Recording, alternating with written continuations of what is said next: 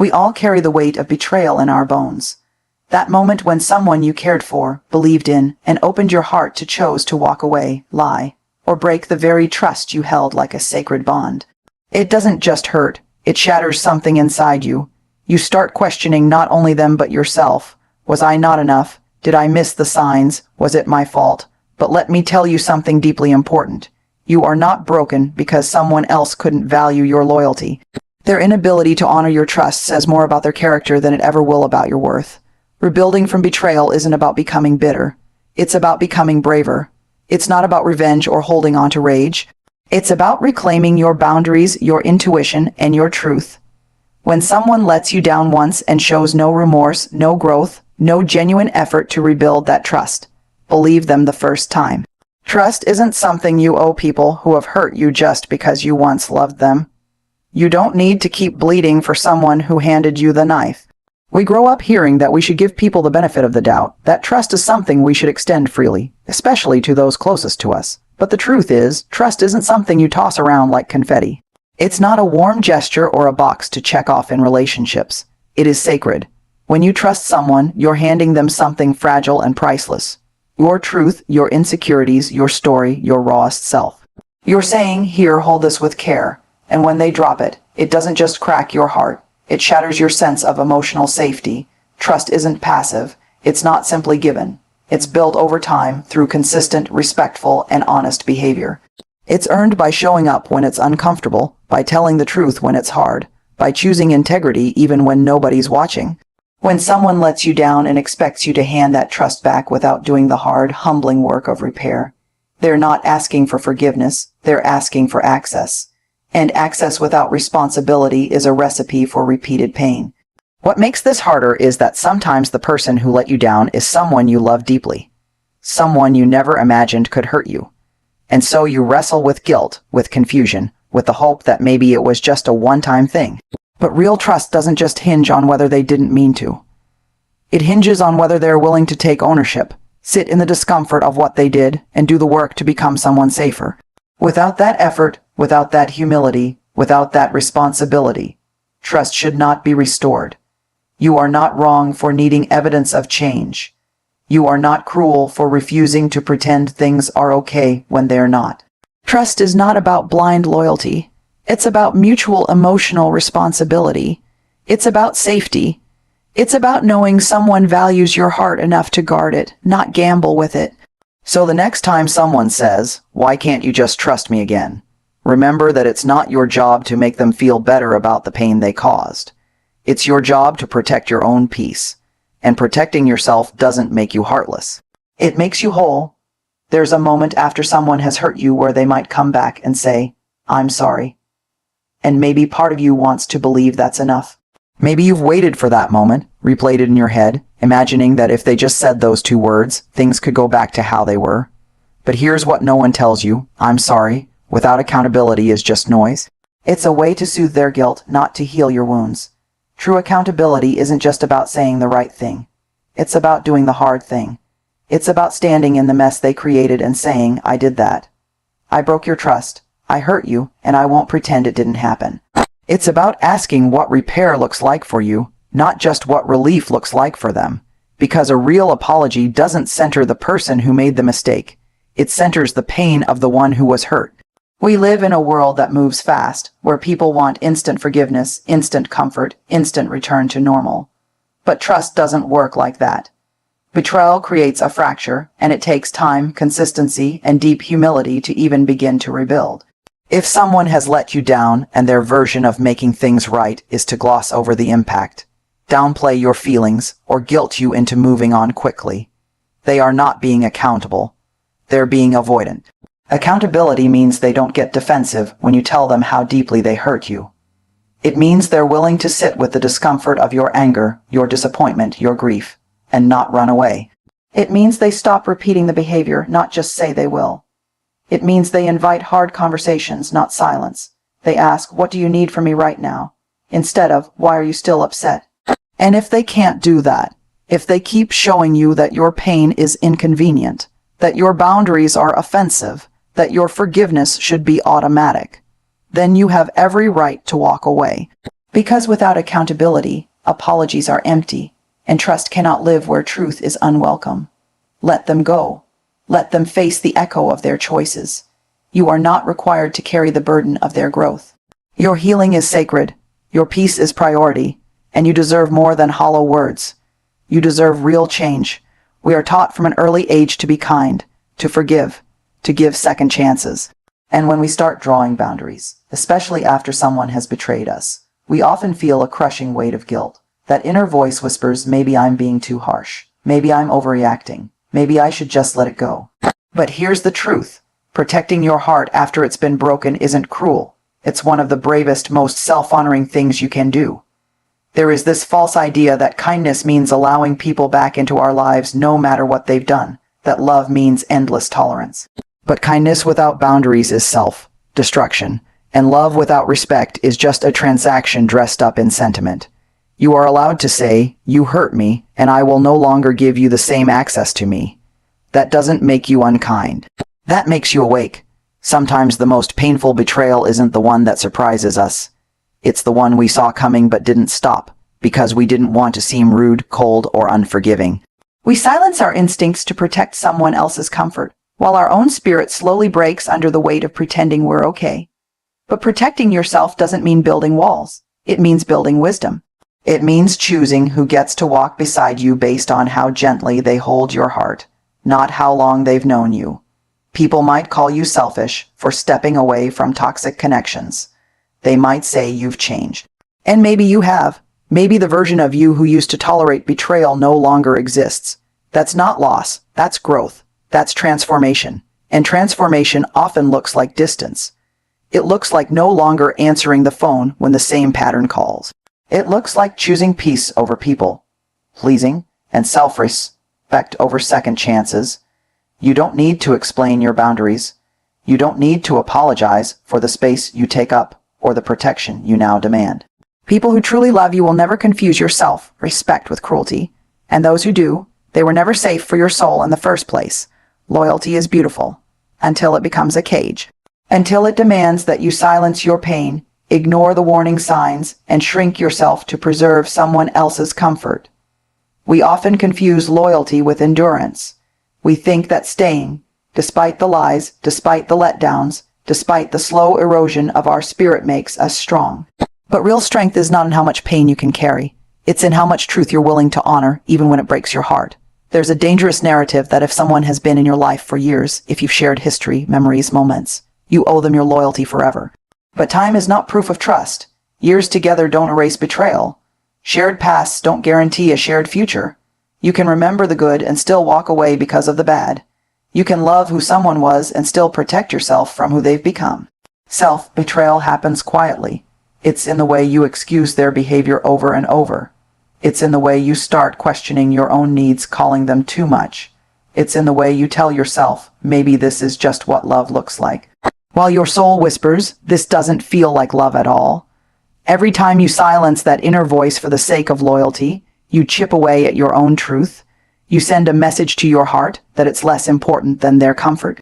And here's the reality. Anyone who asks you to stay loyal while they dishonor your trust is not asking for loyalty.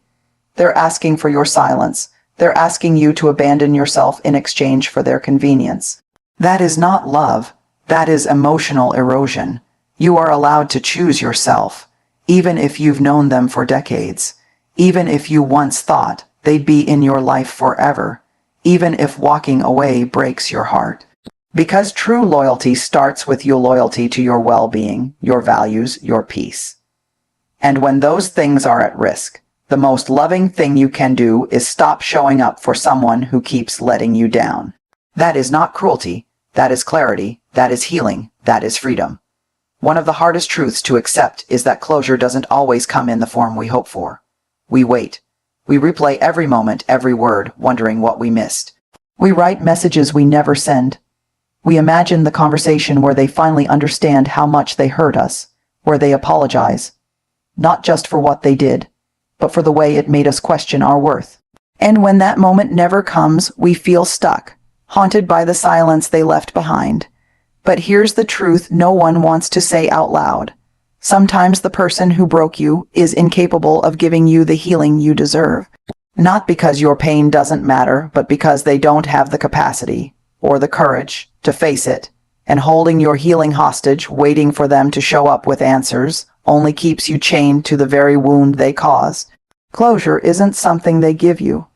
It's something you give yourself the moment you stop waiting for their validation, their explanation, their remorse. It's the moment you say, I don't need them to understand to honor my pain. I don't need their apology to begin my healing. Closure is not a conversation. It's a decision. A decision to stop bleeding from a wound someone else refuses to even acknowledge. You don't need their words to write your ending. You are allowed to walk away without the final chapter they were supposed to help you write. Their silence is not a reflection of your value. It's a reflection of their inability to meet you in the depth of your truth. And you are not weak for feeling broken. You are human, you are grieving, and grief is not weakness. It's love in search of peace. Let go of the fantasy that they will come back and make things right. If they wanted to, they already would have. The peace you're craving isn't at the end of their apology. It's inside of you, waiting for you to reclaim it. And once you do, once you stop waiting for the person who hurt you to fix what they broke, you begin to heal on your own terms. That's not just closure. That's liberation. When someone betrays your trust, it shakes more than just your faith in them. It shakes your faith in yourself. You start questioning everything. How did I not see it? Why did I believe them? Was it my fault? And that's the dangerous place betrayal leaves you in. Not just hurt, but ashamed. Ashamed that you opened up. Ashamed that you gave too much. Ashamed that you didn't walk away sooner. But here's what you need to know. Being hurt by someone does not mean you are broken. It means you are human. Trusting someone who let you down doesn't make you foolish. It makes you brave. It means you had the courage to believe in love, in loyalty, in possibility. And that's not something to be ashamed of. That's something to honor. Because even in a world that sometimes doesn't deserve our softness, you chose vulnerability over cynicism.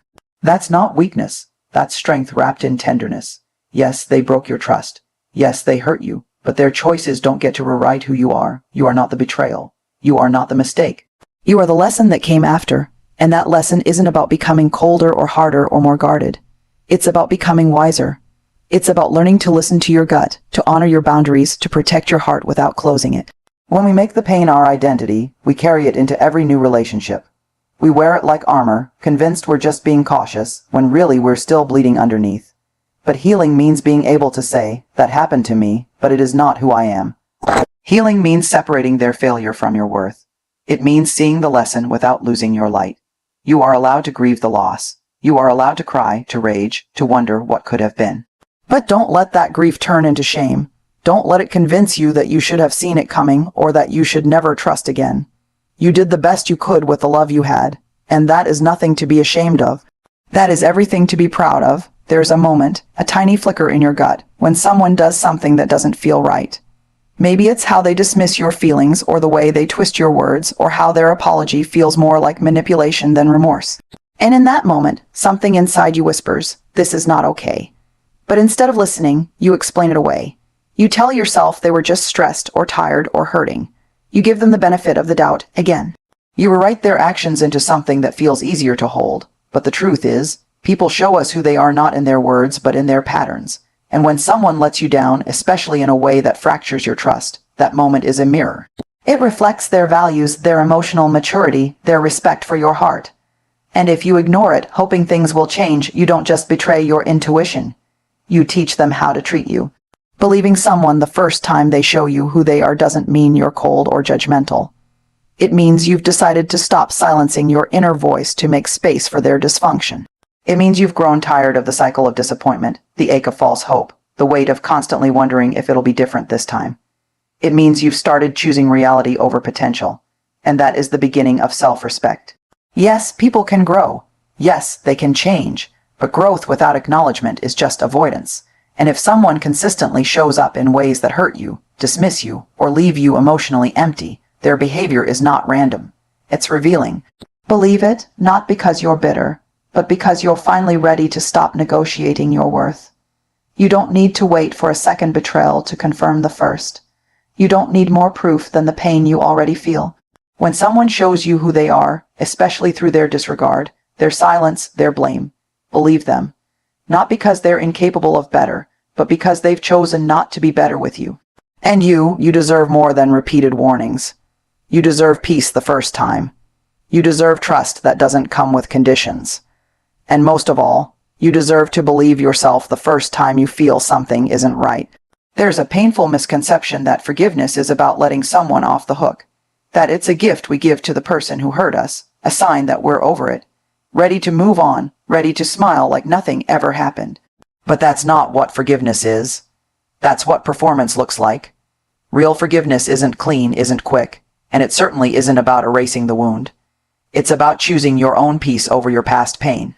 When someone lets you down, when they betray your trust and fracture something sacred between you, you carry that weight in your body, in your chest, in your breath, in your thoughts that loop endlessly at 2 a.m. And forgiveness, it isn't about telling them it's okay. It's about telling yourself, I will no longer let this pain own me. It's about releasing yourself from the grip of resentment, not because they deserve it, but because you deserve to be free. Forgiveness doesn't mean reconciliation. It doesn't mean inviting them back into your life. You can forgive someone and never speak to them again.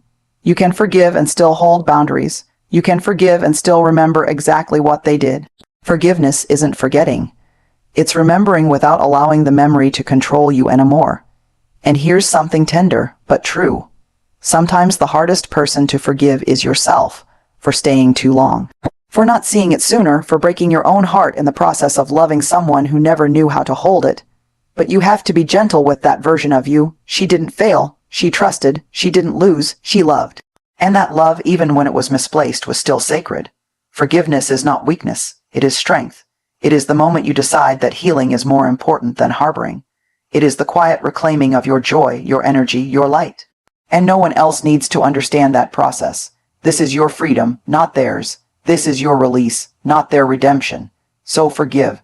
Not because they apologized, not because they changed, and not because they asked for it. Forgive because you are ready to stop carrying what they refused to hold. Forgive because you are ready to come home to yourself again. When someone lets you down, when their actions shatter the trust you once held in them, it feels like the world tilts beneath you. But let me tell you something that I need you to hear deeply. You are not broken by their betrayal. You are strengthened by it. You are not defined by their choices, but by your capacity to heal, to grow, and to rise again. Every time you choose yourself, every time you choose to protect your peace, to set boundaries, to walk away, you are choosing freedom. Trust is sacred. It's not something to be taken lightly, and it's not something to be given away without care. You deserve to be surrounded by people who honor you, who respect your heart, and who treat your soul with the reverence it deserves. And when someone proves they can't be that person, it is not a reflection of your worth. It's a reflection of their limitations. Let go of the shame, let go of the guilt. Let go of the idea that you have to carry their mistakes, their failures, their disregard. Your worth is not tied to how much you can endure, but to how much you are willing to protect what matters most. Your peace, your self-respect, your heart. You don't need their validation to be whole. You don't need their approval to be worthy of love and trust. This journey isn't easy. It's not linear. There will be moments of doubt, of grief, of wondering if you made the right choice. But each step you take toward healing, each moment you decide to let go of what no longer serves you, is a moment of reclamation. You are reclaiming your life. You are reclaiming your strength. And most importantly, you are reclaiming your right to trust again. Not blindly, but with wisdom, with boundaries, with the power of knowing what you deserve. So walk forward, not with the weight of their betrayal on your shoulders, but with the lightness of knowing that you are worthy of so much more than what they could ever offer.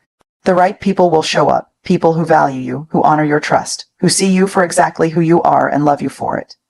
And until they do, walk with the confidence that you do not need anyone to complete you.